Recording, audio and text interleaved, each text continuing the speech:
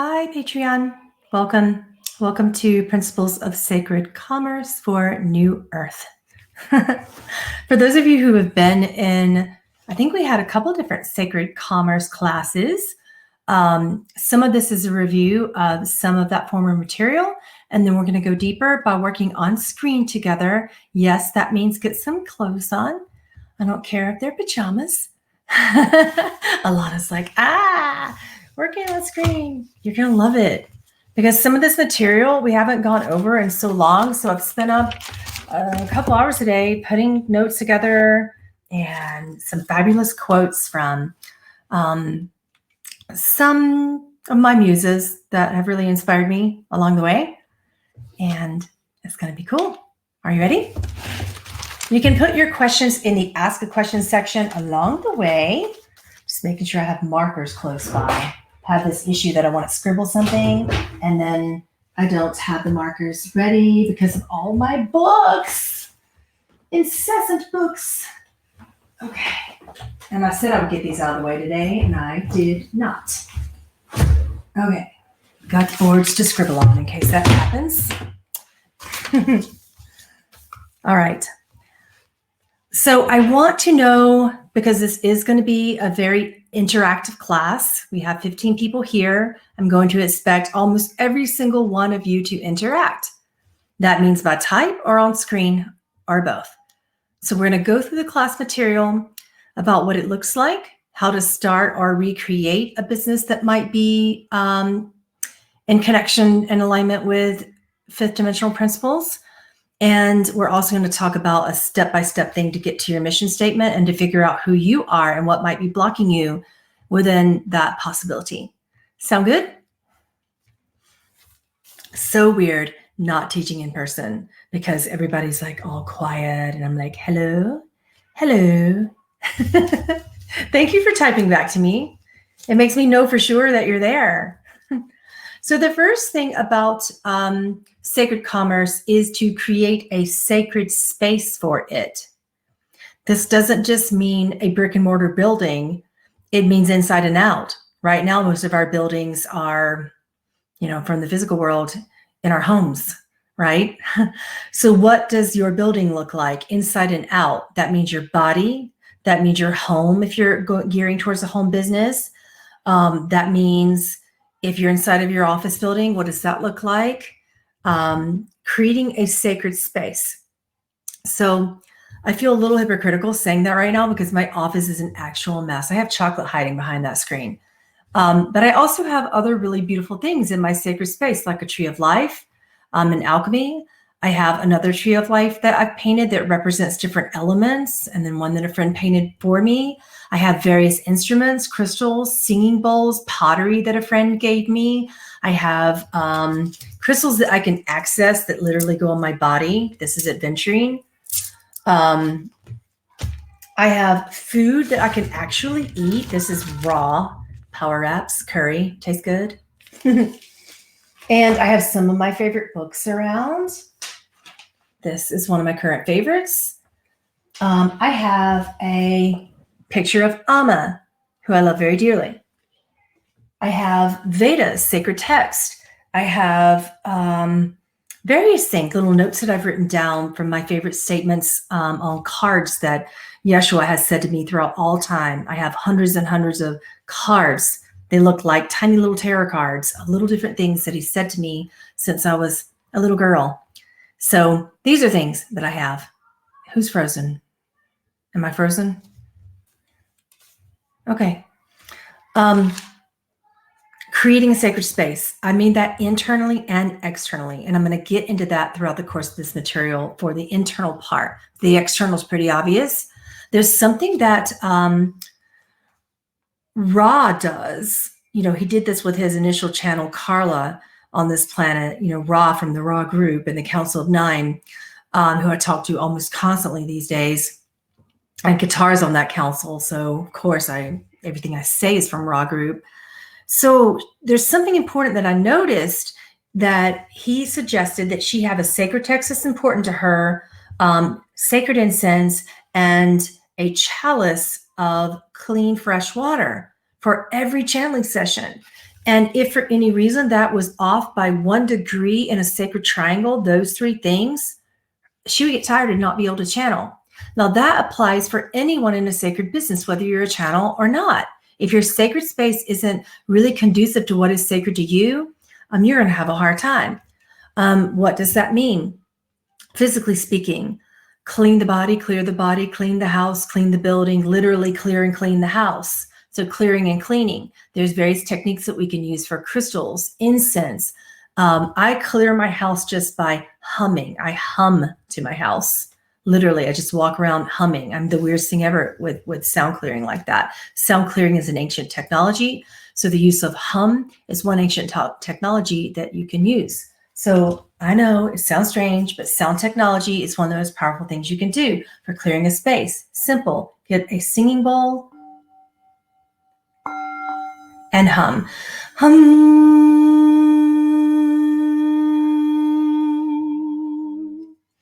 Walk around your house. I'm not a big fan always of sage, the smoke in that. Sometimes I'm good with that and sometimes I'm not. So that just really depends. So I use other things instead, like frankincense and myrrh inside of, what do they call that? The water thing that you turn on and it distills it into the air. So I do that. All right. So there's many clearing techniques that you can use energetically for your body and for your space. Step number 2, you need to be the space for all of your business. We're going to get into that too. Step number 3, you need to be invested and be involved in the game. The world is a game, life is a game, and your business is a game. I call my business my baby. So it's a game of raising my baby. All right. And right now my business is kind of like, I wouldn't say she's a baby, and she's definitely not a toddler. She definitely knows how to walk and run, but she's kind of in that like awkward teenage space where she's wanting to kind of like be like, no, don't tell me what to do. I'm going to come back home when I want to, blah, blah, blah, blah, blah. So being involved in whatever stage your business is just an incredible thing. Just knowing what stage. If you can compare your business to the growth of a child, moms, this will really help you. So, and that means you must be invested and involved. So let's go back to step number 2, being the space for all of it. In a certain way, that means detachment. What is detachment? One of my favorite teachers of law of manifestation, his name is Aaron Abke, I think. I should get the name right, Abke. And he says, detachment, he just said this today in an interview that I listened to, and it was incredible because it's exactly how I feel about detachment. Everyone thinks that detachment is being kind of like neutral or a little bit apathetic or not really caring about anything. What detachment actually means is that you're very involved so much that you don't mind the circumstances of what the world brings in your direction. So if your business brings you great pleasure, if your business is being causing you to bring up something that you fear in regards to lack and abundance, whatever your business is doing and bringing to the table, you will say, I don't mind that. And not only do I not mind that, but I'm going to go on to step number 3. I'm going to be invested and involved in how I feel with what my business is bringing me in my direction. Okay. Number 4, be an invitation. So we'll go into that. We're going to go into all these topics a little bit at a time. How to be an invitation for sacred commerce. This means you must be a yes to the world. What do I mean by that? Well, say if you have a product and you want to put it out there and you have written a mission statement, you're gung-ho about this product and you send it to the world and you love your product and you're confident about what you do. Don't worry, I have practices and models that we're going to go through to get you there today. But say you put all that out there and within all of the greatest efforts with that, you still get a no. Just remember that all the no's that you're going to get, and believe me, you're going to get a lot of them, are not really no's. They are not right nows. They're just meaning that you're actually getting the no back, which is completely powerful. It doesn't actually mean no forever, but it means that perhaps you haven't said yes to the person wanting the product. So clients are reflections of your greatest fears, your greatest joys, your greatest losses, your greatest successes. So when you look at it that way and you are inviting that client as opposed to saying, I do not want that type of client. I do not want this type of business partner. I do not want this type of employee. We're going to talk about that a little bit later insofar as the universal law of specificity. Law of specificity means where attention goes, energy flows. So when you start saying, this client is here, I'm going to say yes to this client and honor this process. And I'm going to say I don't mind to the potential of being in the space with this otherwise not so optimal client. All right. My less than optimal client are people who are suicidal. I have so much pain for them that I will straight up not be able to hold all that pain.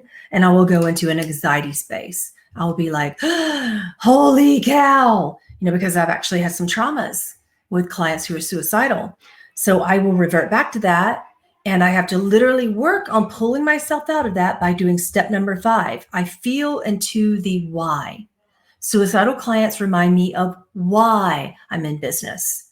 And when I actually can make a help in their lives and cause some comfort, whether it's permanent or temporary, the why is fulfilled. So then I have to accept that why in terms of how to be the space for all of it. That means I must feel fulfilled with whatever I have to offer and learn to say yes with all types of clients, optimal or not. So incredibly different. So for those of you who are in the toddler stages of sacred commerce, that's going to be hard for you. And when you go into the teenager stages, you'll be in a stage of your business now feels like it's having power and you're starting to feel your discernment and you're feeling your way into your yes and your no's with both clients and products and collaborations and opportunities of all kinds. But if you begin to say yes more often, especially to people who are paying you, that's going to teach you a lot. And sometimes even when people who aren't. Now I'm going to get there in a minute. This business protocol is called PASS. So if your business or a product or a collaboration gets a pass or not is dependent upon 3 things. So here's your acronym with whether or not you want to collaborate, whether or not you want a certain business, whether or not you want a certain product, whether or not you want to go in a direction with a certain potential contract with someone. You guys might have seen this before. So whether or not that gets a pass. Okay. So number 1, profit. Sorry to say it. You still live with the currency of money. Now, some of you are going to be like, oh my God, I cannot believe you put that first. Why did I put that first? Because look at my refrigerator. If it's empty, I can't serve you. Look at my light bill. We still have electricity. And until we get a different sort of functionality, the truth of that matter is that I cannot serve you without an internet and lights to see you on that internet. So I need profit. Doesn't matter how much initially, just that I know that there's some equal exchange of money that is going to cause me to have the basic, it's not a greedy thing, the basic fundamental blocks of profit for you and your employees to actually have the energy, literally and figuratively, to serve. You need profit, okay? And exchanges won't work with that initially. We're not there yet in a 5D business. Exchanges, for those of you who are wondering, without money are more of a 6-dimensional system. The lower 5th dimensions still use money. So that's mid 5th dimensional systems to beginning 6-dimensional systems that don't use money at all. We're not there in the collective yet. We'll have another class when we are. Really look forward to it, by the way, but not yet. Sorry, guys. I know you wanted that, but that's not what we are yet. Number 2, the A in that is awakening. Does your product or client or business give an ample opportunity for awakening? For others, for yourself, for the world? Does the product support it? Is it a part of that? All 5 to 6 dimensional businesses support potential for awakening individually and at the mass consciousness. Number 3, sustainability. Okay. You need that in your pass, because how sustainable is your project, business, your relationship with a specific client, your business product and model overall, for the environment, for your energy levels, for your health mentally, spiritually, physically, how sustainable for the planet and for your body and for other situations and environments and for their mental and physical health. How sustainable is your product or business or the relationship that you have with a client, depending upon your business model. And then finally, number 4 in PASS is social equanimity. So basically speaking, your product needs to be able to be in the hands of races and potentially for 60 all species. Aha. Yeah. Is it sustainable? And is it equanimous for all beings, all races, all species, all cultures within them? And we'll be talking about that in another class. But what I mean by culture systems is it's sustainable for a 5D culture model. Current culture models are collapsing around our feet right now. So PASS. Everybody understand the PASS? When you're working out your mission statement, which we're going to get to in a minute, and I'm going to be asking for examples of mission statements, all of that, you're going to need to know, does your business or product or client relationship get a PASS? Okay, the practice of that, I want you to take out a white sheet of paper for yourself, and I want you to list the most important aspects of your mission on this planet. You're going to get there. All right, you're going to get there. And what do you aspire to do? And why do you aspire to do it? We're going to talk about missions and mission statements in a moment. But in order to get a PASS, the practice of understanding the PASS is to ask that question, what do you aspire to do? And where's your why? What is an example that inspires you in your life for your business and why? What is the flame that lights your heart's path? That is your biggest question in that practice on that blank white sheet of paper. And you can include all of this in your mission statement. So for those of you who take notes, I'm going to repeat that again. You're going to ask yourself questions on a white unmarked sheet of paper. And depending upon what answers you get to those questions, that's going to become a mission statement. So the questions are, what do you inspire to do and why? What is the example that inspires you? What or who? And what is the flame that lights your heart's path? That can be a what or a who. It can be both. I like exploring both. That's how you're going to get your mission statement. Okay. Going deeper into your mission statement, which, you know what, I think we need to go over clearing. Let me think if I want to go over clearing first. No, that's a deeper practice. We're going to do the mission statement first. Clearing is a big deal for sacred commerce.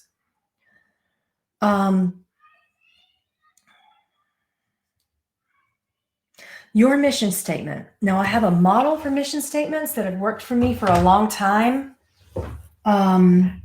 I started out in business just like most people as a paralegal for a medium-sized law firm in New Jersey for 5 years.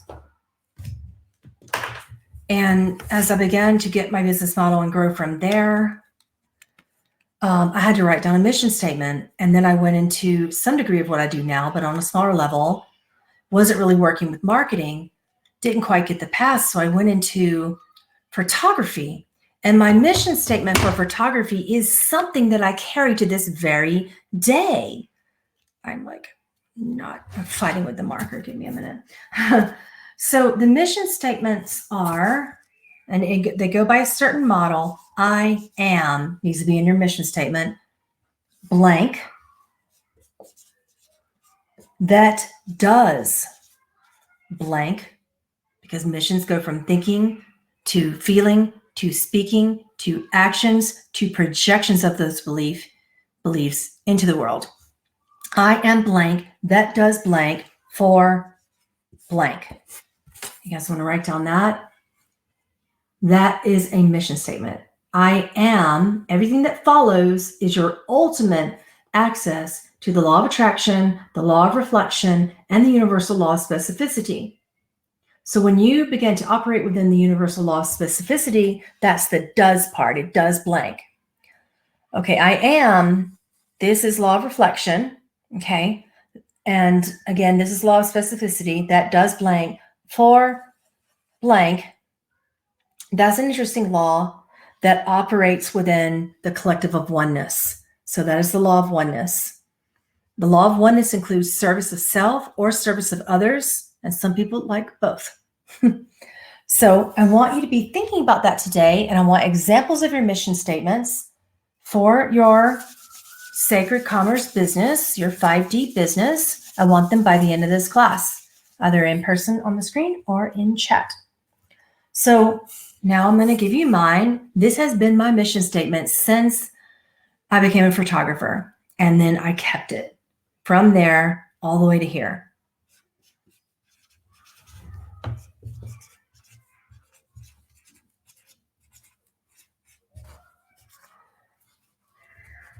And then I'm going to teach you from that mission statement why it works. Alana's going to remember this statement because she was here for this initial class. And she has a powerful mission statement too. And I'm curious, Alana, if your mission statement has changed or if it needs to.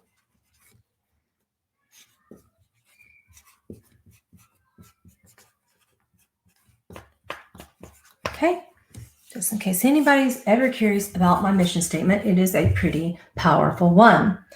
Yep, I am the sound of grace that ignites the fire of oneness for all that is. That is my actual business mission statement. Now, someone will say that's too vague, but you can break that down. I am a sound activator, using the technologies of grace, compassion, fill in the blank, igniting the fire of oneness for you to find your path within the world, for you to find your purpose within the world. I'm using various sub-purposes that I've added to my business mission statements throughout time. But for a 5D mission statement, you're not saying I am a product. You're not saying I am a person who will do this for you and thereby making you a lot of money. That's kind of everything that comes way after this. This is what people need to see first. When you put forth the I am, first and foremost, anything that follows should be in your description of that, which would actually be in your biography, okay? And in your submission statements, which would be all the little paragraphs that are, you do anything you want up underneath here, but I suggest making this be the first person that anyone sees, okay? 4, if you're having coming up with a 4, you need a clearing, which we're about to talk about next. Are we telepathing again, Alana?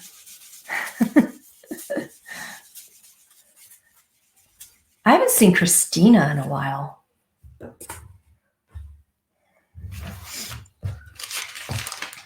It feels like we actually haven't had a 3 to 5 class for y'all's tier level in quite a while. So I want to go through being as source. That is a practice for abundance that we can just start with. Do I do the clearing daily? Absolutely. But I don't do all the inquiries in my clearing daily. I do clearings with very, very unique ways. So this inquiry, deep going within. I do clearings with sacred processes of alchemy and goddess work, blessings of myself, sound, sacred bath rituals from Isis. For those of you who are curious about that's in one of my Isis classes with Miriam Hasna. She has a lot of good clearings as well. And I do clearings primarily emotionally through inquiry and a process of spiritual response technique where I do tapping. So I'll ask myself a question, and then once I feel into that which I want to clear, I tap on my body. I'll find a tap spot and I will tap, reframe. And while I'm reframing the negative belief or emotion, I tap Tapping causes me normally to burst into tears. It allows me to release all my emotions, follow it up with saging, clearing, singing, sacred bath, or any of the above, anything that you actually have time and will make time to do, which is another class. So being as source, I'm going to give you this quote from Anais Nin. She says, "We don't see things as they are. We see them as we are. So you must learn to be as you are for people to want to interact with you in sacred commerce. This means you must learn to think, feel, believe, speak, act, and practice your business in every single thing that you do, feel, say, think, everything that I just said. Everything. Your business needs to be a billboard of who you are as an individual. So how? Again, we think, feel, believe, speak, act, and project the essence of our mission statement. Your product should make you feel good. You should feel your mission statement in your product. You should feel your mission statement in your daily interactions with people. Every person is a potential client, and every person should feel the essence of your mission statement, whether you say it out loud to them or not, and whether you talk about your products or not. Okay? Why? Because again, universal law of specificity, where attention goes, energy flows. And when you are a billboard of source and you are being source and embodying the beingness of source daily, you understand the teaching of how to be. And there are these, I guess, as Lao Tzu would say, and many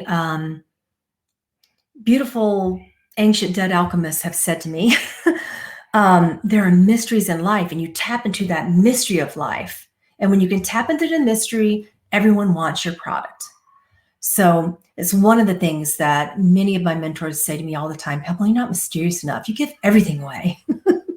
So I'm learning that. It's a growing point in my business. So I'm going to give you an ancient Zen proverb about that from a Zen master. And it is said, there are 3 great mysteries: air to the bird, water to the fish, being to the human.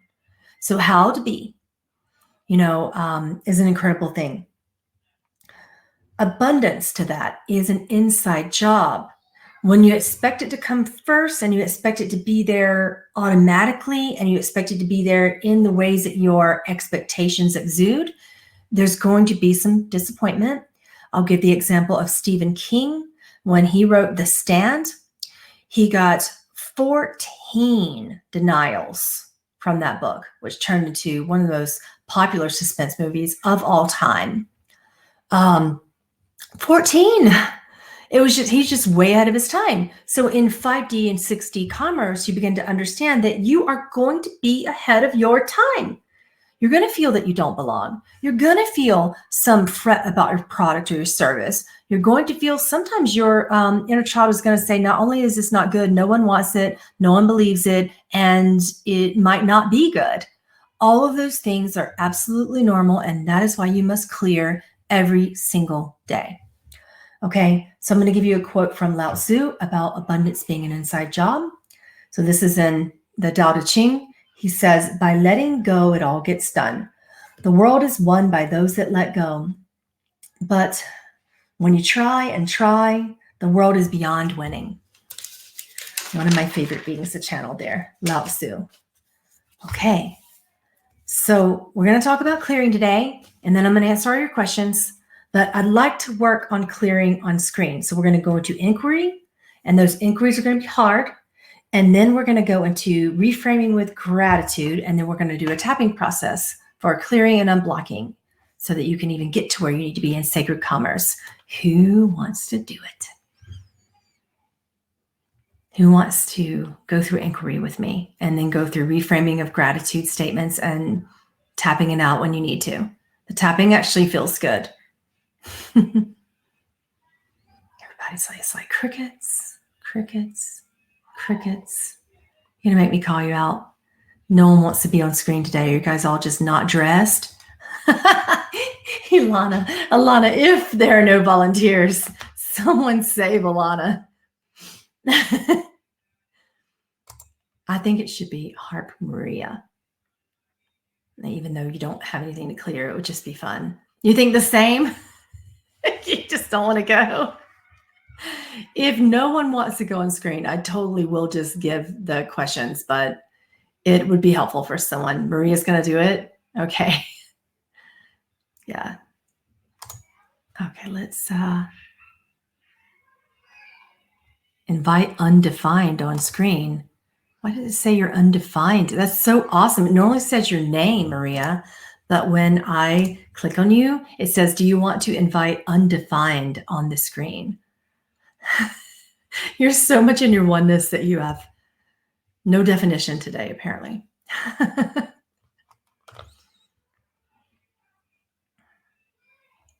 Accepted and connecting is what it says. Yeah, it literally will not show your name when I invite you. It's so funny.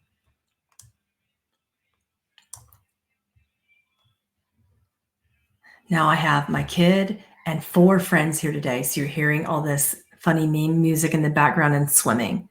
So if you hear it, just giggle along with me. She hasn't had friends come over in a while. It's not actually letting me, it's not putting you on screen. I don't quite know what that is about. Are you having problems getting on screen? Yeah. Okay, share, I guess, is next on that. Because this doesn't seem to be doing it.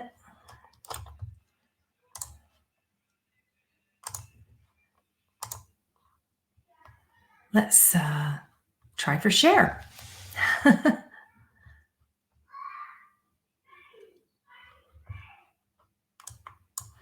Okay, now it says share is accepting and connecting.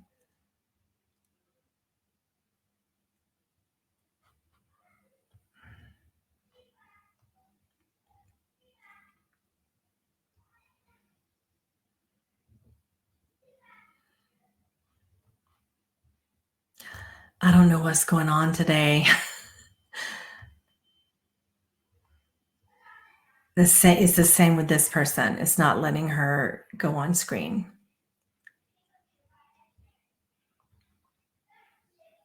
Yeah, if you don't have a pretty decent internet connection, it won't let you. I guess we're going to try to move on to Yuli because she's wanting to do it next. This might be a crowd class glitch.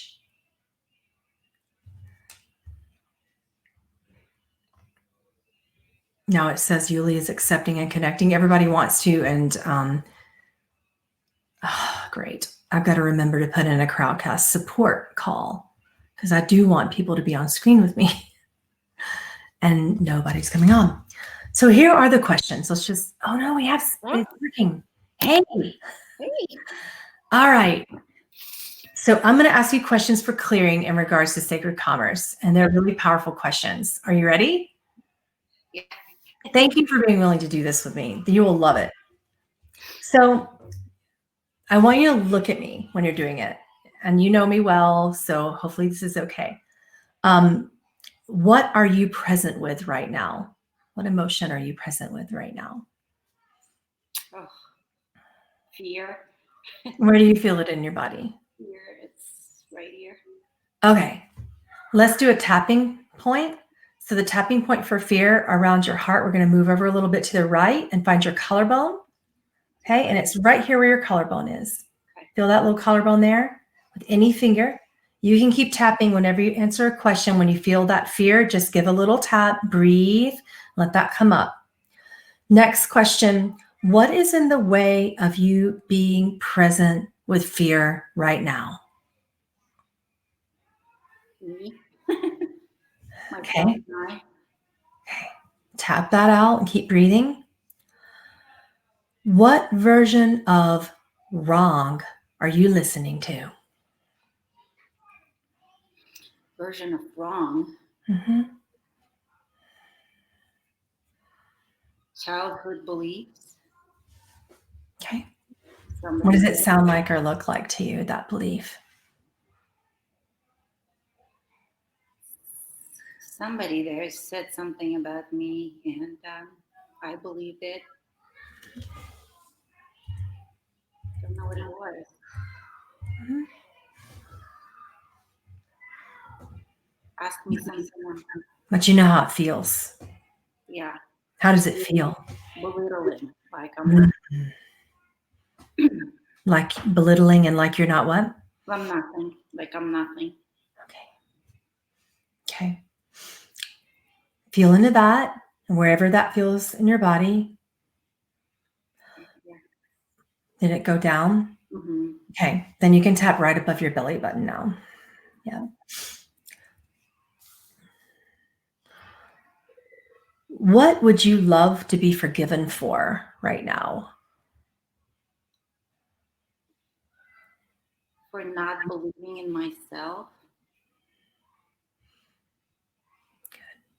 Did the feeling shift? That feeling of belittling? Hurting somehow. Yeah, Scared. it will. Okay. Yeah.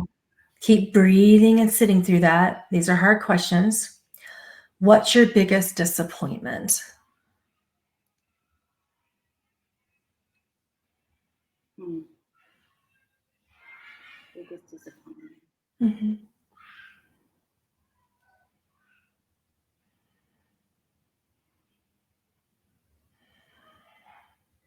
Hiding.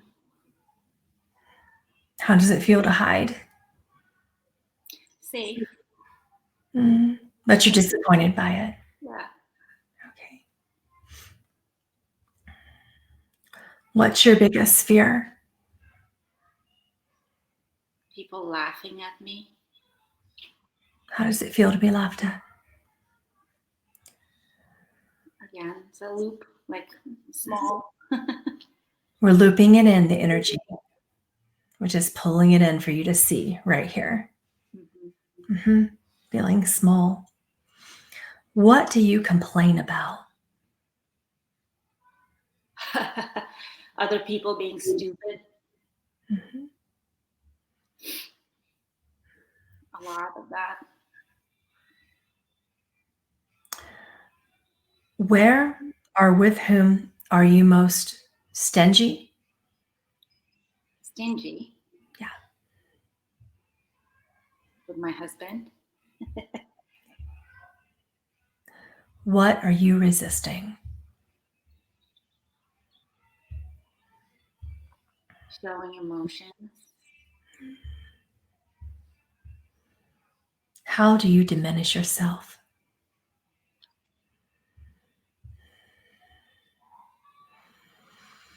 Again, by hiding inside. Where are you being a victim in life?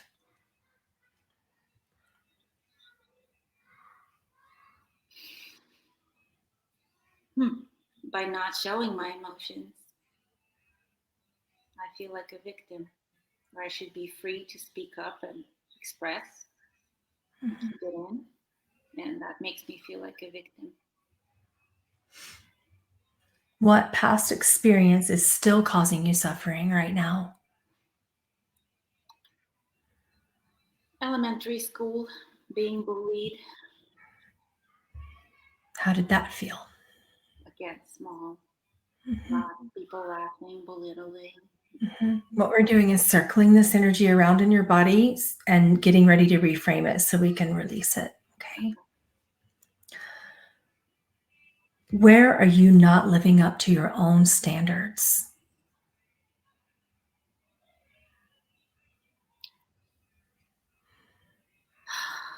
Okay. I feel that I am actually smarter and wiser than I appear to most people.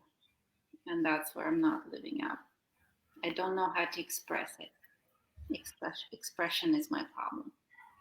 Okay, I was about to say a reframe on that could possibly be I don't show or speak or define my intelligence and my talents. Yeah. And I Yeah, want to fight it.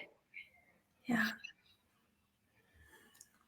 And that's where I feel like I'm betraying myself. There you go. Where does that feel when you say I'm betraying myself? Where does that feeling in your body going? Here. Okay, did it not back up again? Expanded? That's good. Expanding is good. We want this to keep going out. Mm-hmm. What failure has you stagnant in your life right now? What failure has me stagnant in my life right now? Mm-hmm. I don't believe in failures. I don't think I failed anywhere Good. in a way that you're asking, I believe. Good. Okay. If you don't have, that's good. Now we're going to turn it around. Okay. So then the questions are going to get possibly easier. What are you grateful for? Grateful for the abundance. I have everything I need. I have everything I want. I have my family. I have my kids. I have my husband. I have my things. Very grateful to be Okay. here. How does that feel when you say that? How's the energy shifting in your body and in your heart? Not here.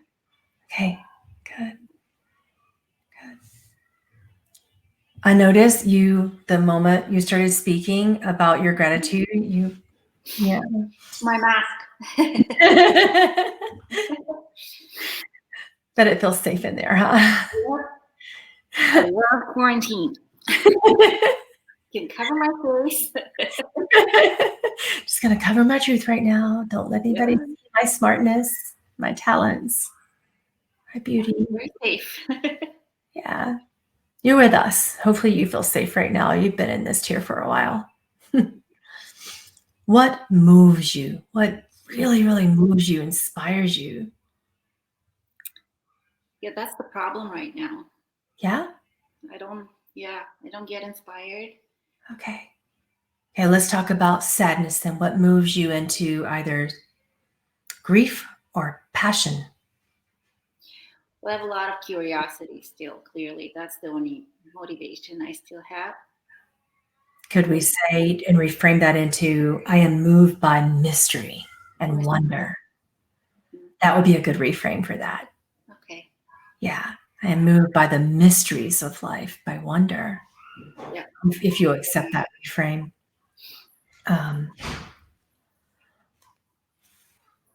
What you said about what inspires you, you're not feeling it. So for a person who doesn't feel inspiration, I would say, what makes you feel compassion? Compassion. Mm-hmm.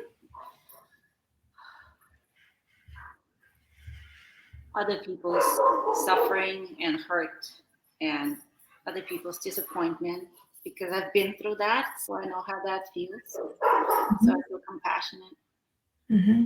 to others who experience the same thing. A good reframe would be on that when people feel unseen and unheard and unsafe. I feel compassion. Yeah. I want to help them with compassion. Mm-hmm. I want to help them feel seen and heard. Oh, I'm starting crying a little bit here. This is good. This is a clearing. That's good. That if you start to let that go up a bit and it starts to, yeah. So tap there. Yeah. So start tapping there.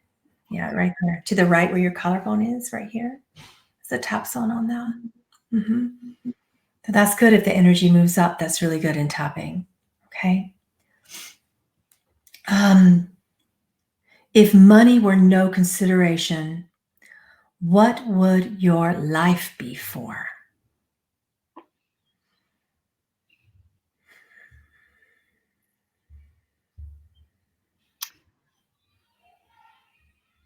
I have a hard time with that.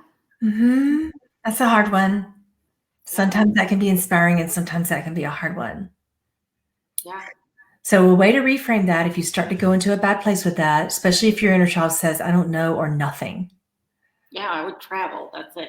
I would travel the world. Okay, that's good. You reframed that appropriately. My life would be for traveling, which feels like what? How does it feel like to do that? To see more things, to experience new things. Yeah. So you're there now. You're traveling. Are you an RV camper girl? Probably not. Are you a plain fancy hotel girl? Are you a glamper? What are you doing? Hotel, yeah. Yeah. I'm the Airbnb. I want to travel in one of those pods, in the airplanes. That's like on my bucket list. I want to. Oh, I want to be one of those too. I want to do that too. First class.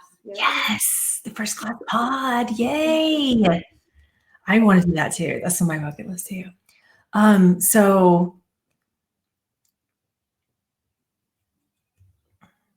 how does that feel to be doing that, to be That traveling? feels great. Mhm. That feels awesome. I want to go to Machu Picchu. I want to go see so many places. Like you hear me, like I'm inspired by Mhm. traveling the globe. Traveling is a great deal of movement. So what about when you get there? When you get there to these sites that you want to see? Hmm? You just sit and take it in. And how does that feel? Let's be in Machu Picchu right now together. Oh, that feels so vast, Mhm. so Do you big. feel something? Do you see anything? Any visions coming? I see the beings that live there. Mm. What do they look like? Maybe it's just because I read it or heard it, but they wear Indian feather things. That's Yeah. not what I expected. How do they feel to be around? They feel very strong and powerful and safe. I'm going to reframe that for you. I am very strong. I am very powerful. I am very safe. Now tap that and visualize these ancestors. What are you doing? Are you sitting on the grass there, meditating? I'm dancing with them. Okay, good. How does that feel? It feels empowering, Mm, like I'm one of them. I belong. I am empowered in belonging. I am safe in belonging. Yeah. Is that a good reframe? See, now I'm crying. So. That's good. That's a clearing. Mm-hmm. Good, good, good. All right.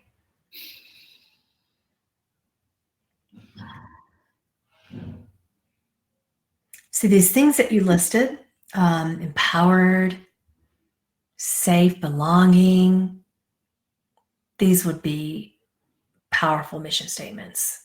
Mm-hmm. And you just did a clearing. So if you can then apply the feelings of those questions that I just gave you in this gratitude portion of the reframing, work with that with a mission statement, okay?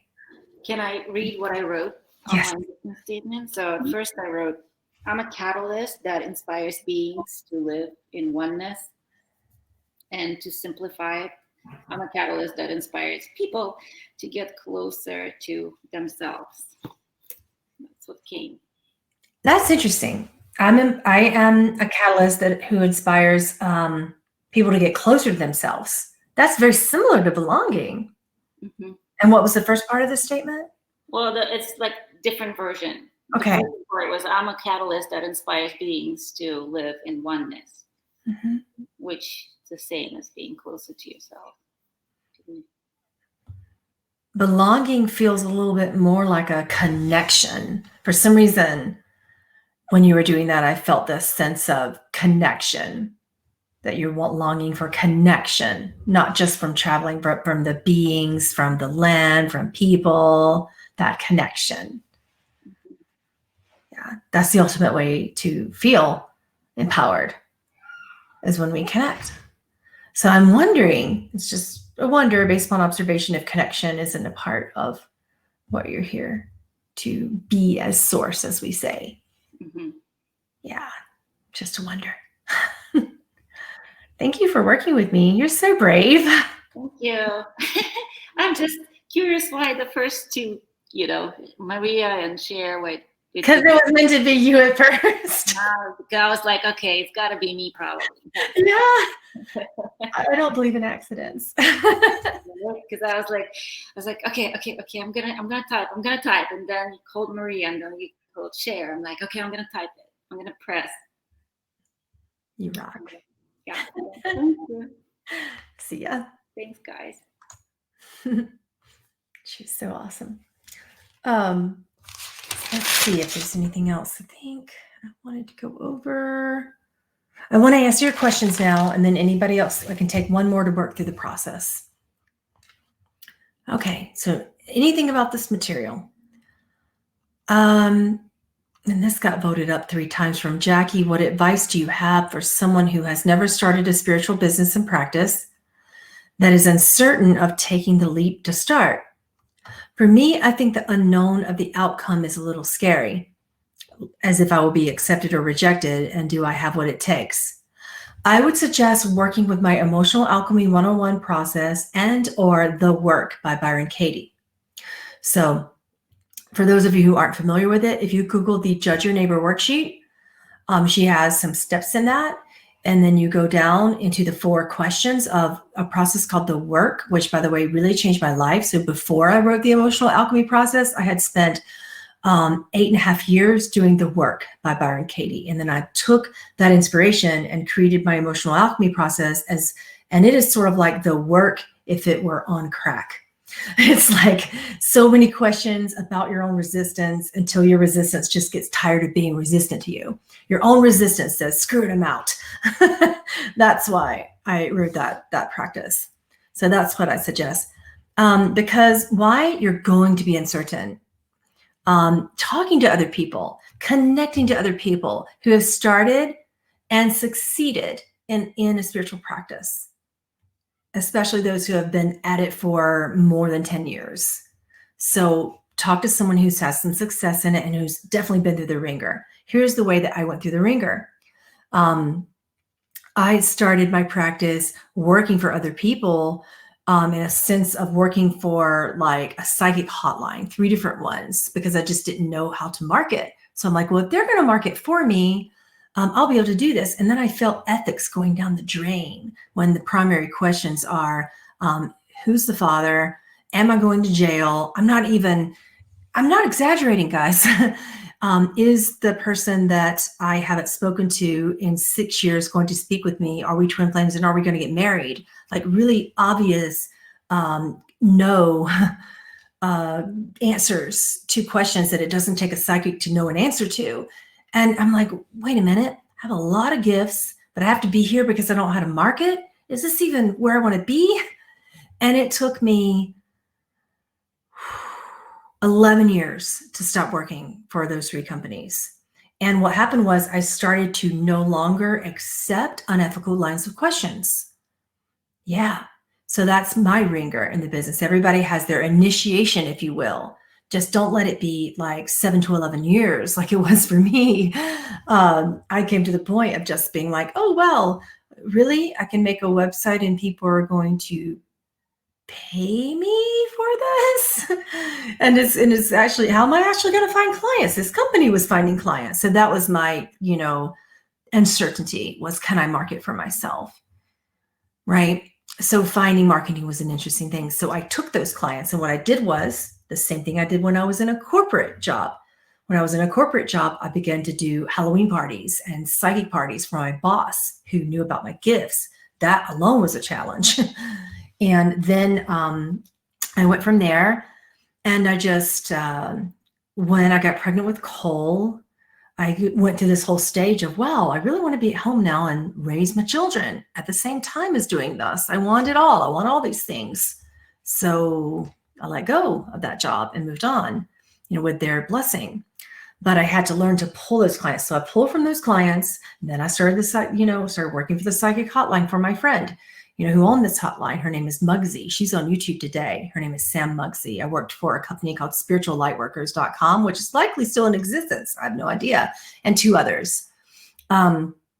So basically, I started saying, well, if I really don't like the energy that these clients are bringing me, how can I shift them? So then I began to learn that I got tired of just telling people their purpose, telling people they're predicting an outcome, telling people the potentials of what likely will happen. Accurate or not, I got tired of it.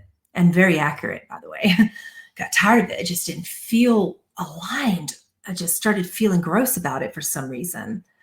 And I thought to myself, well, now's a chance for me to take these clients and teach them the core of oneness. And boy, were they resistant. I was working with corporate narcissistic men, people who had just lost their business and were pissed off about it, people who have been cheated on, and people who were going through a divorce and lost everything, people who were involved in extreme crime incidents. I had a client who was in the mafia. I mean, I've been through the ringer with clients. And I just went, oh my gosh, I love what I'm doing, but why am I really getting this wicked alignment to pain? And instead of bringing it to a bad place, I thought, well, this is giving me the opportunity to get the most difficult challenges and to bring oneness about. And I did. And then I created a website. And then from there, I worked for several more years before I could give myself permission to be seen and heard as a spiritual teacher. So today I do a mix of a ton of different things. Then I wouldn't be a musician. I had to give myself permission to be heard and to believe that my voice sounded decent. It took me 4 more years to believe that my writing was actually good. You see where I'm going with this? So we're going to go through that feeling of uncertainty and I'm not good enough no matter what. So you're going to have to clear that. I had to learn to clear that every single day. And when that feeling comes up, which isn't as often these days, I'm very unfamiliar with it when it comes up and it takes me a while to recognize that it's there. I go through the same process. I just spent all day clearing, which is why your class is late today because I was clearing something. So yeah, so it's just one of these things that you're not always going to be accepted. You likely will have, like I said, with Stephen King, 14 rejections before The Stand got accepted into publishing. And I got the same thing when I sent out the first 3 chapters to a publisher for Course in Forgiveness, rejection, rejection, rejection, until I decided to be bold enough to self-publish, which is what I'm doing now. I'm writing and compiling and preparing to self-publish. So that can be scary too, because then you're like, is anyone even going to buy that? Right? So to answer your question, do you have what it takes? You're only going to know if you find out. My answer to that is jump in, because you will find out. And here's the other hard part. Your ego is going to tell you every single day that you don't have what it takes. Every single day. You're going to want to give up the towel. At some point, you're going to want to throw in the towel almost every single day, no matter where you are, whether your business is a baby or a toddler or in teenager stage like mine. I go through times where I want to stop spiritual teaching, primarily because people don't like to be told what to do, yet they want me to tell them what to do. So there's this paradox of you want me to teach you, but then when I teach you, you go, no, I don't like it. So that's my crux as a teacher. It's like, do I still teach when people get catalyzed and pissed off incessantly? It's like, you want it, but you don't. So we all go through that. And when you give yourself permission and acceptance for that, it's going to be incredibly helpful. The other process that I have for you in regards to your question, Jackie, is one of my Kripa Yoga practices called acceptance, and it's a full acronym. Yuli, I think most people here today were here for that. I know Yuli and Alana and Natalie were all here for that one, and maybe Mary Ellen too. And Maria was here for that one, for the acceptance class. I think we all cried in it because it's such a powerful clearing to learn to accept yourself exactly how you are. And why do I do the acceptance process? Why do I do those kriyas and inquiries? I do that because I know that the ego is going to keep saying, I don't have what it takes. And when I accept myself, I stop caring. I don't mind if the ego says that. And I go, okay, you think I'm not good enough today. All right, sure, let's feel that out. I don't mind that you feel that way. And I'd like to keep going. I'd like to go forth into my practice and into my teachings in this world and into my sacred commerce business because I love it, whether I'm good enough, whether it's successful, whether it reaches you or not. I am doing it because I am on fire for it, the end. And when you can be on fire for something, you stop caring if you have what it takes. Out of the picture. When I open up my mouth to sing, I don't think about if you guys are going to like what comes out of my mouth. I think I like what comes out of my mouth because I like the vibrations that are occurring in my body that are healing me as the sound is coming out of my mouth. So musicians, you have to work through that. You'll have your challenges with that. So the whole, do I have what it takes question, don't worry about it. Your ego's always going to tell you that you don't. And get used to it always telling you that you don't. Next question. I would love to begin to work in sacred commerce. I still have anxiety about being seen as a strange woo-woo lady. Yeah, I'm sure that everyone in chat right now can raise their hand on that, including me. What are some practical advices to overcome these kinds of fears of criticism from others and rejection from a family of Catholics?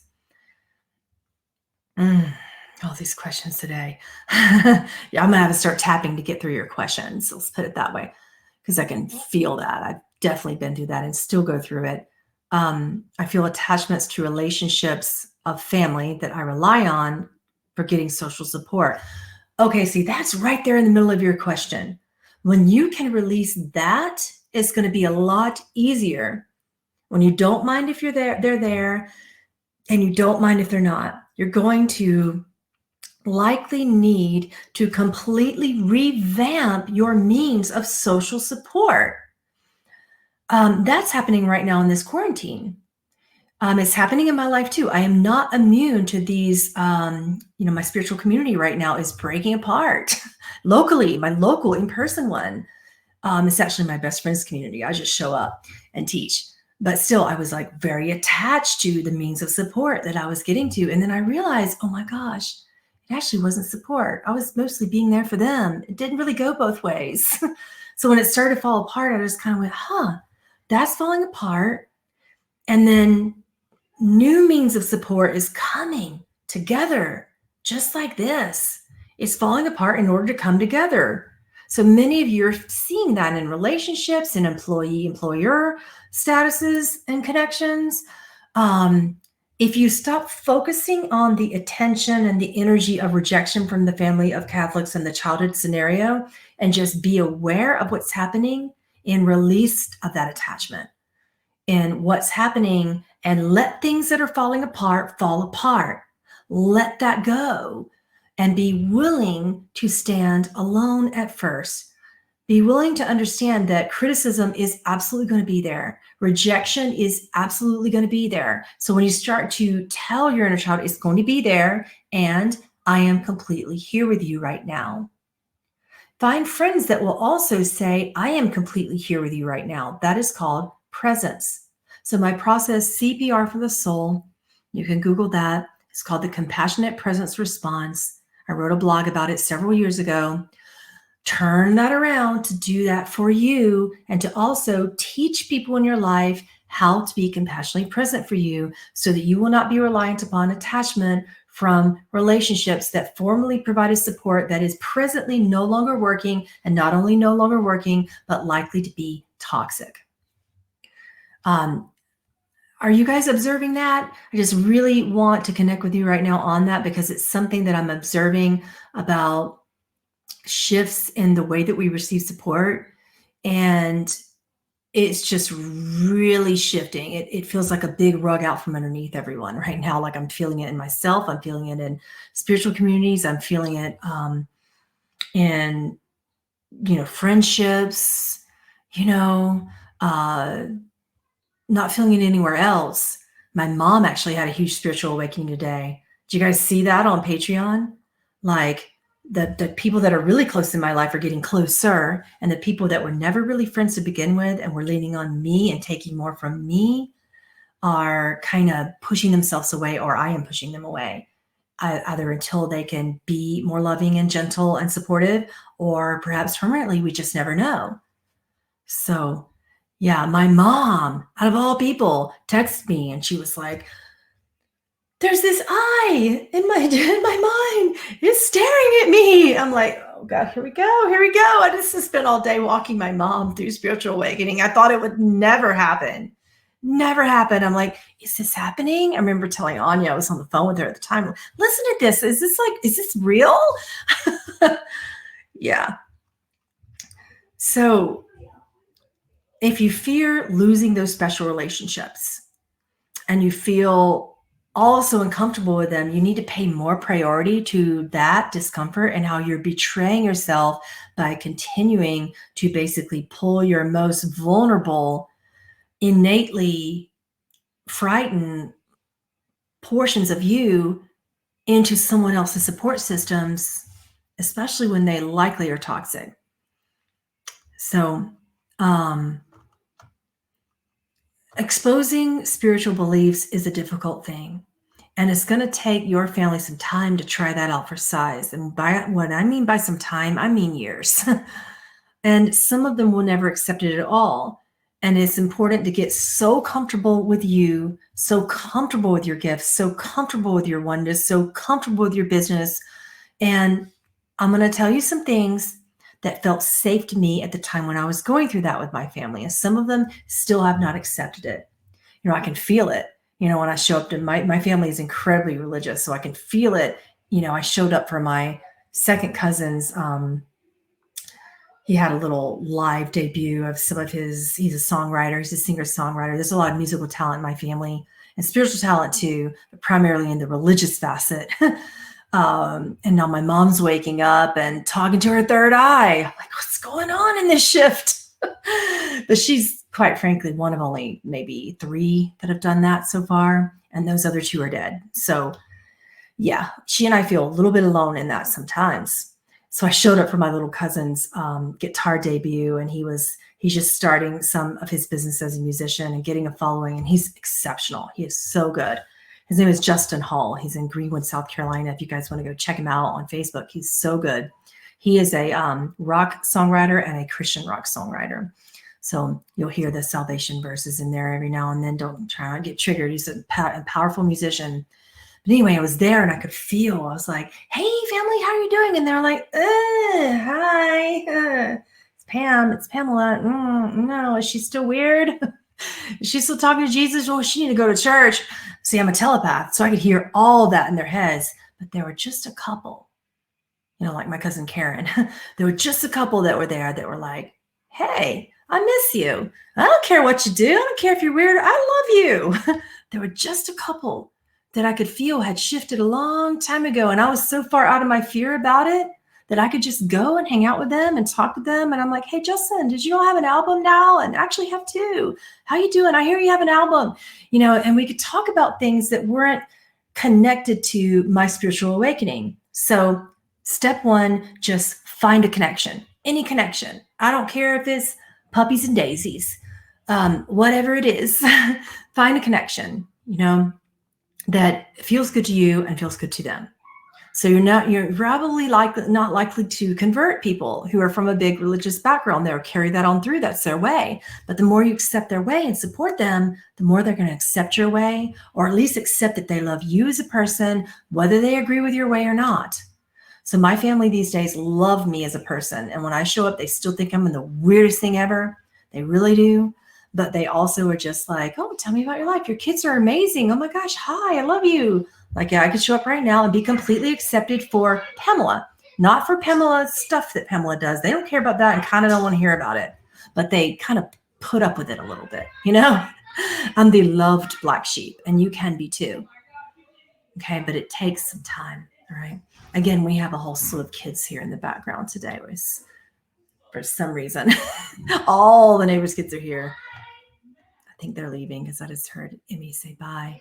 So yeah, you don't have to go into that big expose. It's not like you're coming out of the closet. You know what I mean? There's no closet to come out of. There's nothing to do. Okay. For some of you, I can hear somebody saying that would be worse. Doesn't matter. This isn't a closet to come out of. You are who you are. So just give them just what little bit of information that they can actually accept. So for instance, what that looked like when I first started doing my work was I am an online life coach. That's all they can handle. So depending on who you're talking to, you need to reword yourself. What do you do? Well, I work with people with anxiety. I work with people with post-traumatic stress and suicidal thoughts. I work with people with extreme depression. True, true, true. Not a lie. And I'm a coach as well. True. So I put that somewhere in some fine print on my website, some very little. I'm not a big coaching word. That's an incredibly oversaturated field. But I just wanted to put it there on enough on my website so that it can be true. Okay. Some people will tell you that's a cop-out, but it is your emotional safety that's important when you first are starting to really work into spiritual commerce with a family who doesn't share your belief system. Does that make sense? All right. Where to even begin with starting a business in sacred commerce? Well, if you go through this class material, there's a lot of places to begin in that, but begin with the mission statement and the clearing in order to get to your mission statement and the questions about how to get towards the mission statement. So just scroll back on that and you'll have your answer, Natalia. Okay, from Heart Maria. This is the harder one.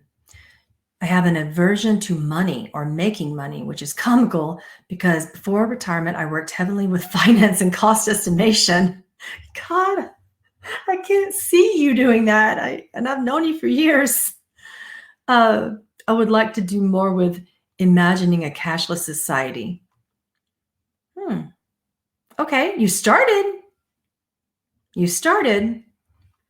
How do I proceed? My passion now is in writing a novel about the great forgetting and great remembering in a 5D world. My greatest fear is no one will like my writing, yet I keep plowing ahead with my book. It's actually not true because, and I want you to do the work on that. Is it true? To go through all the 4 questions in the Judge Your Neighbor worksheet. Because when you don't know if it's true, then you can assume that it likely isn't. And going ahead with it, whether it's true or not, is really, really important. So my questions in the emotional alchemy process and in the acceptance process will help you move forward. So you need a clearing, and that would be the start, is by working that through. My second suggestion is to write about your vision. Pull that into your novel. If you are imagining a cashless society, perhaps you can work through by owning the struggle of what it's like to have an aversion to money, what it's like to be in a money is who you are society, which is kind of very recent present society. And that's shifting now a little bit. Finally, we're not quite there yet. So it would be kind of an overestimation to start a business in a future that isn't here yet. That's an upper 5D, lower 6 density situation. And we're not there yet. Otherwise, you'd just be seeing that represented back to you, in every way possible, that you would be actually living without money right now if we were there yet. So being that we're not there yet, talk about in your book where you came from with that and the fears about it. Perhaps create characters surrounding this. I know you already have because you and I have talked about it in mentorship, that struggle of the caste system, whatever it is, and then what that's like to go into cashless society, what that looks like, and give us a beautiful book. We're all waiting. All right? Do that because that's the ultimate manifestation. Books, music, writing, things like that, journaling, these are the ultimate way to get in touch with manifesting a cashless business. Let's look at that. I'm just speaking from what I know about you. If you want a cashless society, also, you can begin by operating in one, creating one for yourself. Perhaps you have some beautiful, beautiful music to give, and another person is going to do something that you need in your life. So what do you need in your life? It won't work fully because most of the things that we need in our lives presently are to keep the bills paid, the taxes paid, the food on the table, which right now requires money. But can you think outside of that a little bit? Can you begin to exchange one of your services for food, and then there's less money spent on groceries? You see where I'm going with this? Can you begin to write about it, visualize it, write about it, journal about it, and then live it? You're already doing some bartering, okay? So that's one way to start to go in that direction, all right?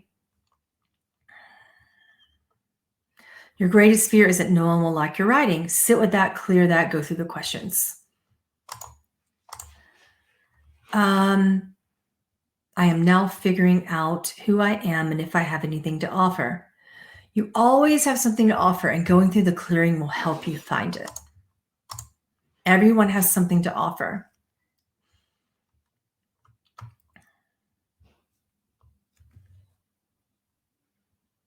How is sacred commerce different from sacred economy?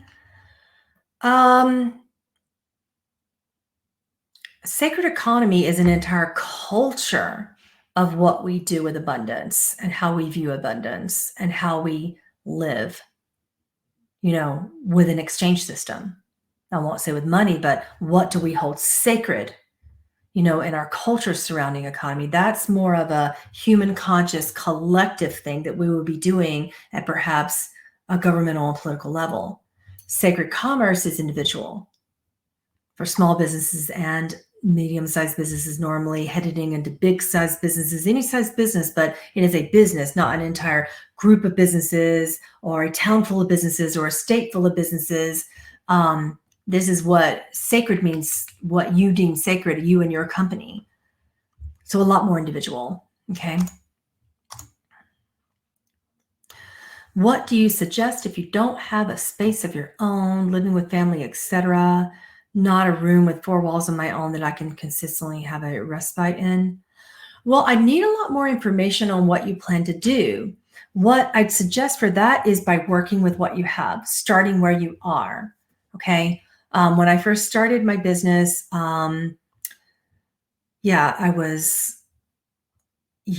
in that situation. I'm looking back. It was a long time ago because Cole was, I was pregnant with Cole. He's 18 now. I started my business a couple years before then, and I was in my 20s, and I was living with my boyfriend at the time. And like right before, a couple years before I got pregnant with him, is when we started the business. And we were living with his Italian parents. They are loud and Italian. They're past now, bless their hearts. And I had this tiny little room that belonged to me and my boyfriend. And when I say tiny, I mean, you see my office now and this space behind me. I'd say that it was about that size and maybe about double this size was my room. Seriously. And it was his room too. So it wasn't really, I didn't fully get respite. So what I did was I started working up underneath the oak tree in the front yard. I started walking to the park with my laptop and cell phone. I started going to coffee shops, and doing my work there and I built my business inside of a Starbucks on my broken laptop with 2 keys missing. And it was the A and the E. And I remember I didn't have any money. The paralegals just didn't get paid. I think I got paid about, starting salary was about 22 grand back then. And I got a huge raise and I ended up only getting like 33,000 a year. And that's full-time work, like 9 hours a day, 5 days a week. So I came home and I set up, and I was sitting up under the oak tree, and I still kept getting interrupted with my boyfriend's parents and their Italian fighting. I called it fighting because I'm sensitive, but they were just being passionate. Okay. So then I went to the Starbucks with my broken laptop with the A and the E missing, and I typed out my entire website. I believe it was a GoDaddy product called like Website Tonight or something, which was a drag and drop that any monkey could figure out, seriously. And I didn't have any money, so I borrowed it from my dad. Not even joking. Borrowed it from my dad. I called my dad and I'm like, hey, I need $100 for this product. And then I need $30 on top of that for just, hosting or whatever it was at the time, $50 or whatever. Yeah. And he's like, cool. When are you going to pay it back? I'm like, next paycheck is in 2 weeks.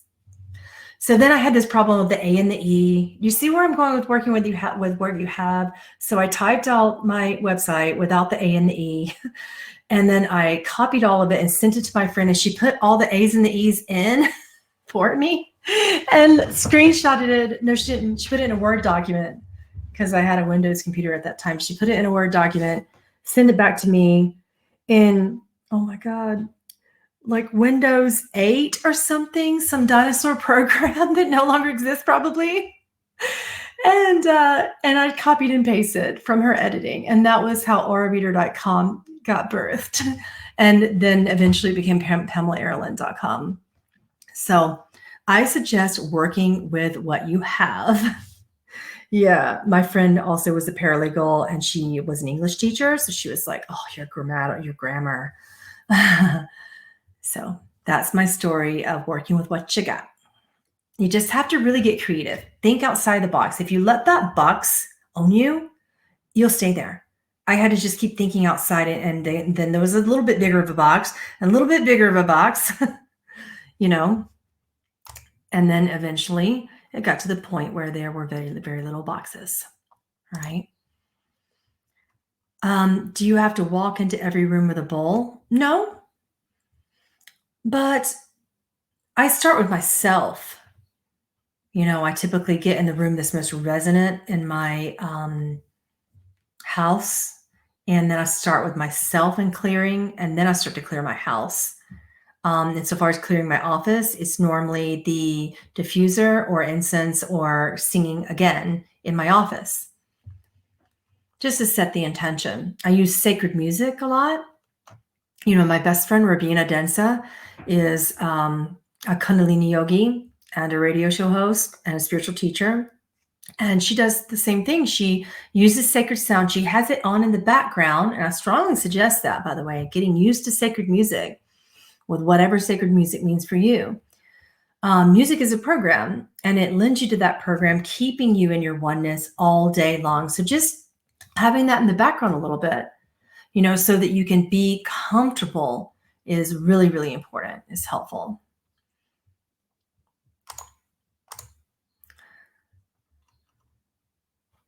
Change of the times. Gloria's writing from work.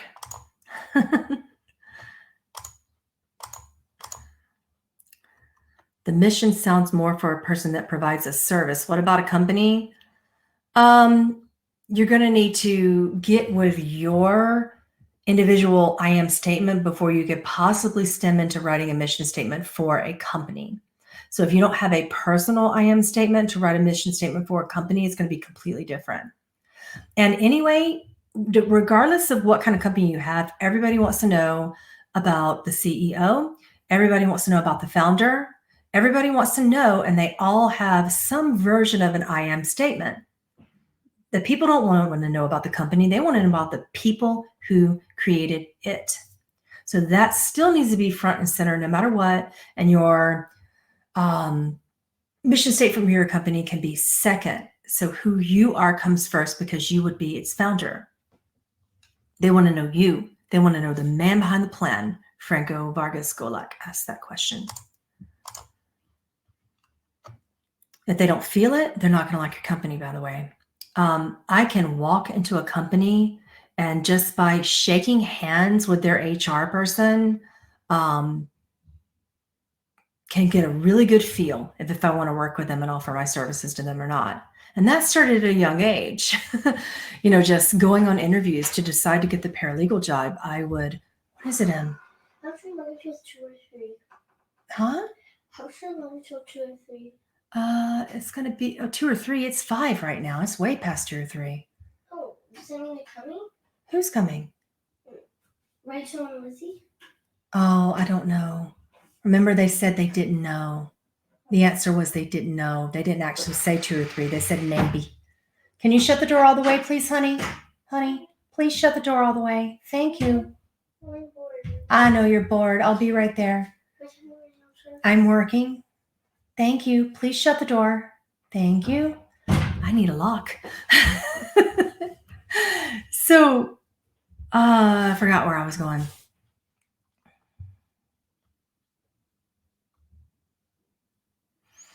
Okay, now is the time for you guys to start writing your mission statements. Okay, but about being a company, thank you, Alana, for getting me back on track. I could walk into a company and I still can just kind of feel it out. Now, with a company, the first person that you have contact with is going to make or break your success with your particular customer if they have contact with that person first. And it doesn't matter if that's on the phone, whoever they contact on the phone, whoever they see in person. So basically, if you're looking to get clientele and you have a particular business model with working with clients, whoever they talk to first on the phone is going to make the first impression, and or whoever they see in person. That's going to be the make or break to the success of whether or not you get that client or contract or account. So that's just something. And mission statements have very little to do with this with medium to bigger size companies. It's your personal statement. It's your personal energy and the interaction of all the personal players together. And you can tell a 5D company, not just based upon their stats and their success and whether or not they're making money and have a large team of employees, but how their clients feel when they work with them. You can feel it when you go to their website. You can feel it when you walk in the doors. You can feel it when people answer the phone. No matter what, you can feel it. And that is that energy that supports a 5D to 6D company. Alana, I am the fire that illuminates and ignites your divinity. I don't have a 4 in there.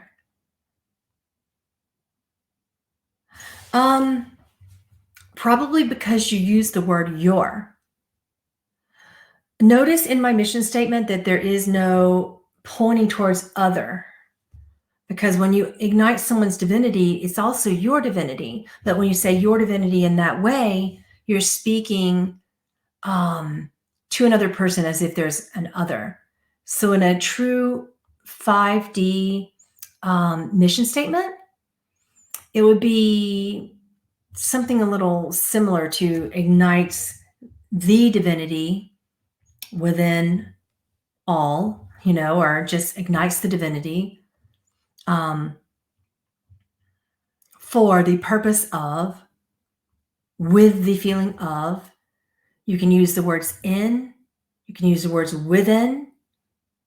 Any statements like that are incredibly resonant. Okay. For your creative dream, you can. It's the use of the word your. You have to feel that out and feel if that's really within an I am statement that would be in oneness or not. Yeah. I like the word creative too. Keep going. Keep going. It feels like you're like right there on top of something that feels good for you. Okay, next question. I'm finding after I put myself out there, my inner child immediately goes into was that okay mode and seeks validation. Is that something that you have experienced? Oh, absolutely. Absolutely. And a validation and approval feels very safe. So what if you change it to constructive criticism? So when you're looking for validation and approval, you can say, when you're looking for that and you're asking someone, what did you like about blank? What could I stand to improve upon? I use this one daily because I found that I wasn't actually initially just a kind of attracted to validation. It was mostly that I was attracted to making sure that I gave my best and my all. So sometimes as you're growing, you want to make sure that you are really connecting in a way that feels like you, is the best way that I can put that. Yeah.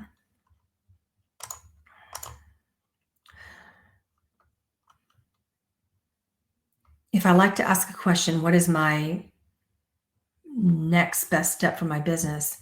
I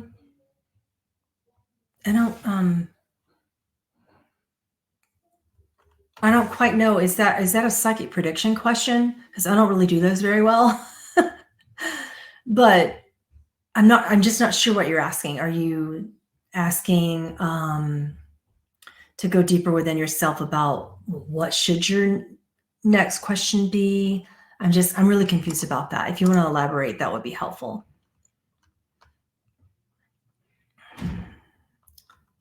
Can you elaborate on be the space? Yeah. So where did I write down something for being the space? Yes, this quote here. The 3 great mysteries, air to the bird, water to fish, and being to human. Being the space for the business means that you have to see an absolute protocol for divinity in everything inside of you and outside of you. So you have to walk that space, walk that walk. You have to think in a sacred way, feel in a sacred way, take that mission statement, think it, feel it, speak it, act it, become it, and walk as it. So basically you are that primary, you're like a billboard for your mission statement. Do you see what I mean? That is being the space.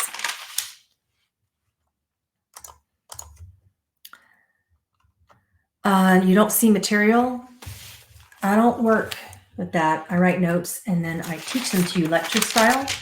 And then we go forward from there. That's how I work primarily, because a lot of my material is channeled.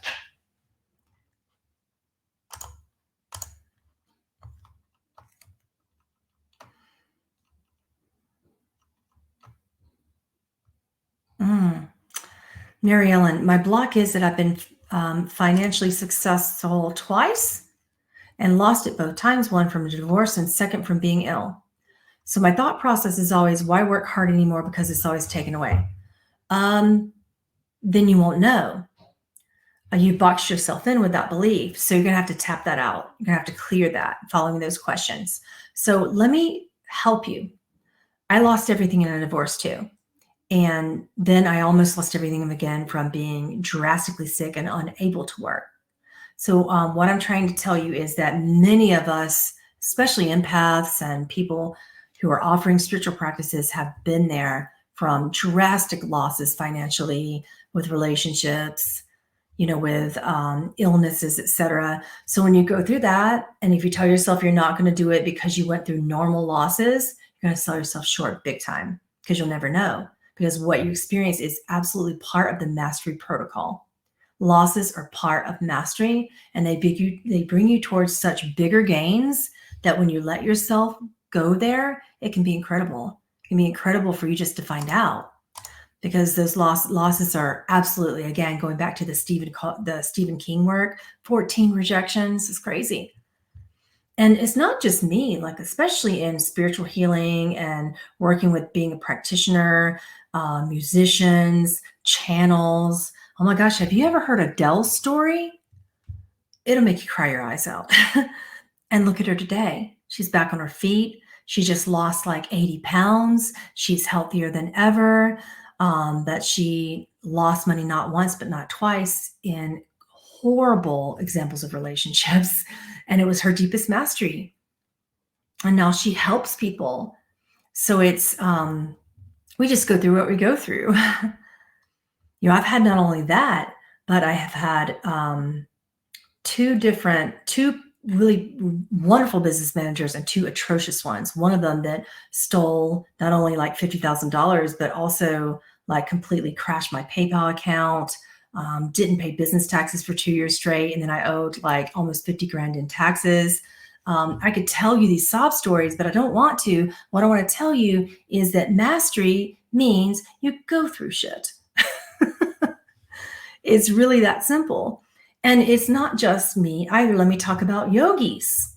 Yogis who have lost things, who have been ultimately betrayed and lost everything. Their ashrams, their right-hand man, like in their ashrams, people just run away with all the money in the ashram. I can't tell you so many times with betrayal with Yogananda that he talked about, like losing things and having to start from scratch and different things that he went through. Gandhi, don't get me started on that, right? So I want you to understand that being great means you must also go through great losses. Great mastery comes great losses first. You're being preened for something powerful. Just know that. And just remind yourself of that anytime you experience a loss. And for whatever reason, your ego is trying to tell you something bad about yourself, just keep going, keep going, keep going. I feel like Dory sometimes in this. Just keep swimming, just keep swimming.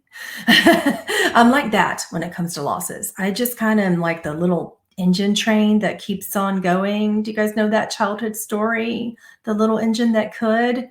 I'm a lot like that, except I'm like a roaring freight train that's just like runs off the tracks and is just like, yep, gonna keep going. Bye. Like leaving people behind in the wake in the process. Don't care. It's not even I think I can. It's like, get the F out of my way. Like I know what I'm here to do. And there's a fire. There's a fire to that grace. And it took great loss to get there. And I know you got it because you are my student. And I know and I see it in you. Okay, draft statement with the novel for Heart Maria. I am an activator that inspires others to imagine desire building a loving world. Okay, to imagine and desire building a loving world. I get a little bit confused about all those words.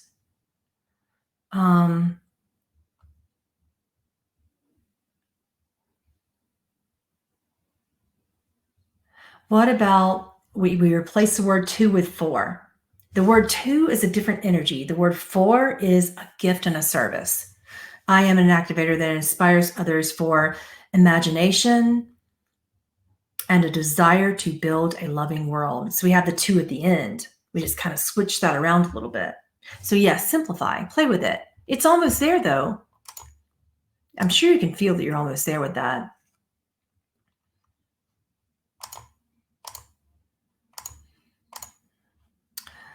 Natalie, I block money and keep getting thrown into empathic overload.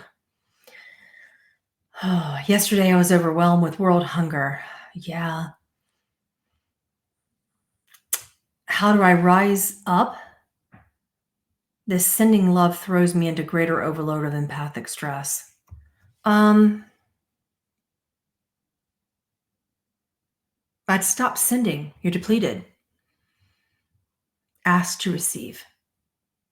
And be waiting. Sometimes there's a problem when people block money. They're actually blocking the receiving of love.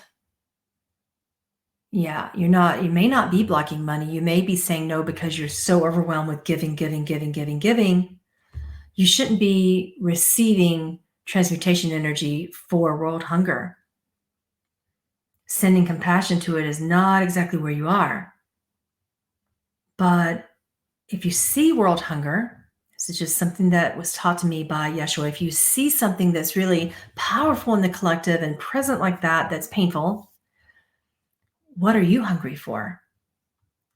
What are you seeing that is you?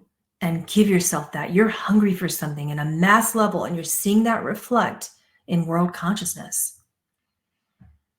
So sitting with that is incredibly important. How deeply do you want to go with me on that? Because I can okay. So I'm going to talk to you about the last time I saw you in action. And there's so many things you're going to tell me. You're going to say I was sick that day. I was distracted that day, didn't feel good that day, whatever, feeling a certain way that day. But the last time I saw you in action, what I noticed was you didn't want to be seen. And you were on the screen with 4 other people who really fucking love you. Me, Priscilla, the other guy there that I don't know very well, but I know he adores what you do. Ludmila, you were on the screen with people that just love what you do and are willing and ready to talk about you. And you were invited to talk about you. And you were like, no, I'm just so comfortable just holding presence. And my heart just went, I don't want to talk about me or Priscilla or my work, or like, I love Priscilla, but I want to talk about you. Like Priscilla and I both want to talk about you. So you're around people that want to lift you up, that want to give you love, that want to give you support, that want to just throw you out into the world and be like, look at her, she rocks. And you're like, whoa. Receiving love. So try this practice. I want you to take someone that you feel really comfortable with and imagine them, maybe a group of people even, and imagine them saying loving things to you. And the only thing you are to do is sit and receive the love and the feelings. It would be a deep gift of self-love to work with that. You're overwhelmed, not from exactly giving too much love, but from the lack of it coming the other direction because you're not allowing. It's hard to even imagine, I know, to do that. This practice is tough. I can give you a tougher practice that will work quicker, but it's tougher. That's called mirror work. Look in the mirror and find one thing that you love about how you feel, what you look like, who you are. It doesn't matter. This is not a physical practice as much as it is a mental one. find one thing that you love. When I was going through this in my beginning stages of self-love work, I couldn't find one thing about my physical body, and my physical body was what I was working on most. Because I could say, okay, Pamela, I love the teaching that you're putting out there. You know, I love the clients that you're attracting. I could say those kind of things really easily because it's true. I love it. I love you guys and I love my work and everything feels good there. But I couldn't say I love my body or I love my smile. At that time, I had a lot going on with dental work and things of that nature. I couldn't find one thing. So I would say, well, I try to look at my hair because generally I have nice hair, you know, thick Native American hair. And I'm looking at that and like, and I'll pick something out. I'm like, there's a little bit of gray right there. Oh, I hate that. You know, my skin today. Oh, I didn't eat the right thing. I look a little pale today. You know, now it's start going into how I didn't take care of myself well or eat well. And then it was, can't remember. Then it was something. It was just always something, you know. And then I went into just one little thing. I could figure out, you know what? You have one physical thing. You have a really perfect nose. That's the only thing I could think about that I really physically liked about myself, other than maybe my clothes or my earrings that day. I just couldn't work with physical self-love. You know, you have a really perfect nose. And then it was like, your ears might be okay too. They're not great, but they're okay. And then next week it was, your ears are actually tiny and really a little bit cute. Why they're a little bit little compared to your head, but they're kind of cute. That's kind of cute. You know, it looks a little bit like a cute little elf. So I kind of would get there with physical love.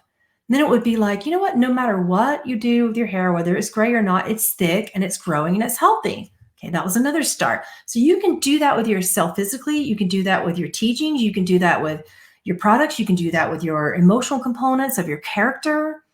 I bludgeon myself about my customer service with my clients.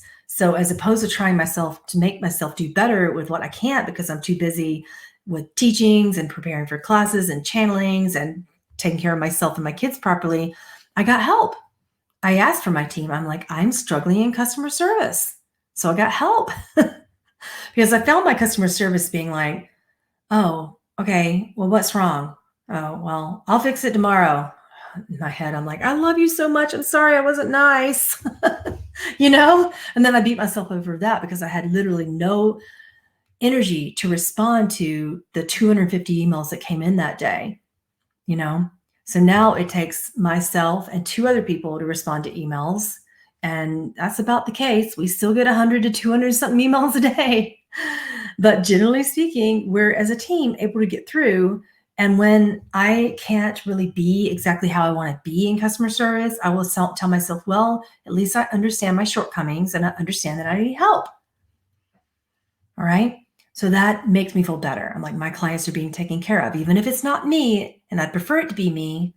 I'm not Superwoman, and it's okay that my clients are being taken care of by someone else because I'm trying to write them a fabulous book right now. I justify it. I give all sorts of justifications. Justifications are okay to start with in self-love.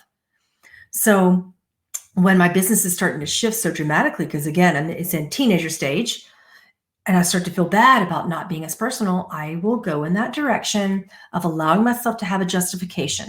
So justifications, it's not something you need to attach to permanently, but they feel safe at first. So justifications are, well, I'm doing this because, and then you put in the blank, I want to be better at self-love. I want to provide a powerful book, finally finish it and give it to you guys. I want to do album number 3.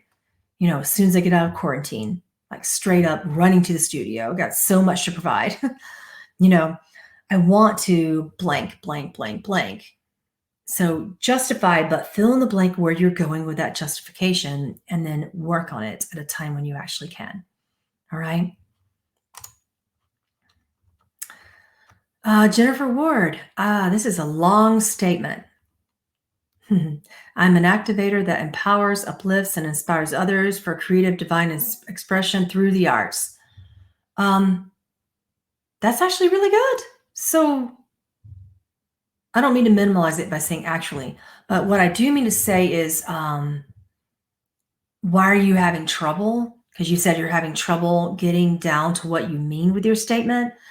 You don't need to get down to what you mean in a one sentence brief statement. That is for kind of a submission statement or something you can put in biography and in your description in your services. Your mission statement is, what are you all about? People need to feel that, like a powerful first handshake,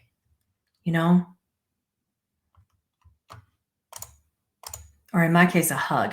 I don't handshake, I powerfully hug people.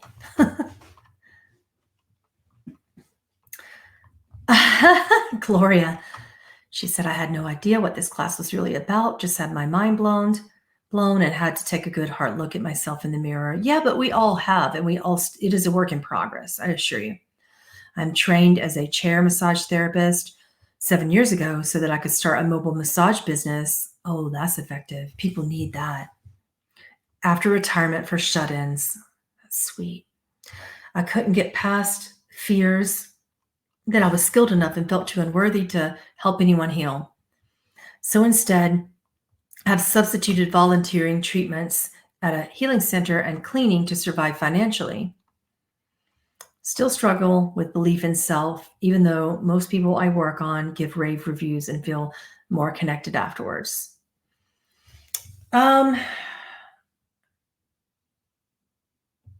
Because approval is not what you're looking for. Ego will tell you approval is what you're looking for. What you're looking for is connection. You're looking not for them to give you just rave reviews. That's a start, but you actually want to see the work in progress in their life. You're looking to see the end result. You planted a seed and you're looking to see the flowers in the top of the tree and the branches and everything. And sometimes you just won't. So just kind of like knowing where we put incredible, stressful expectations upon ourselves could be the center of what you're struggling with and what many people do. So expectations. It's different than inspiration. There's a big difference between that.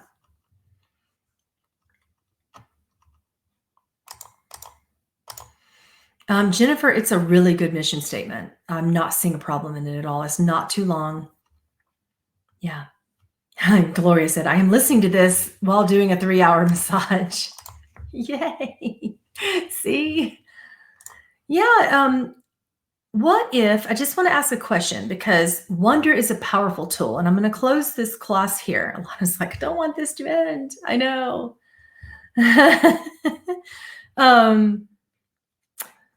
What if you just did it anyway? What if within all your fears about anything related to not being good enough and not being worthy enough and not being ready enough, not being something enough, whatever you put in the blank, what if you just said,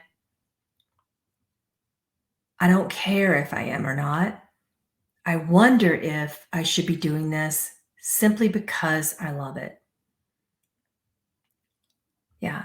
I wonder if my passion can drive me into learning how to be good enough, into learning how to be worthy enough, into learning how to accept my skills or define them or refine them or even find out what they are. I wonder if I can love myself enough to find out. Okay, close there. I love you all. And I will see you, I believe, on Thursday for a channeling of the Human Conscious Collective. That's kind of like an additional channeling. And we have Dolores Cannon coming up on May the 20th at 1 o'clock. That is not a Patreon class. So if you want your seats for that, please go ahead and get that now because it is Dolores and I don't think it's going to last. We're already working on the closing point. I'm needing to close the doors on that here soon. So I hope to see you in that. It's going to be about the 7 archetypes. And you already saw the schedule for next month. So I'm really excited for all of the new technologies that I want to share. And I can't even say they're new. They're just new to this lifetime. Not new. ancient and simple and powerful. I'll see you soon.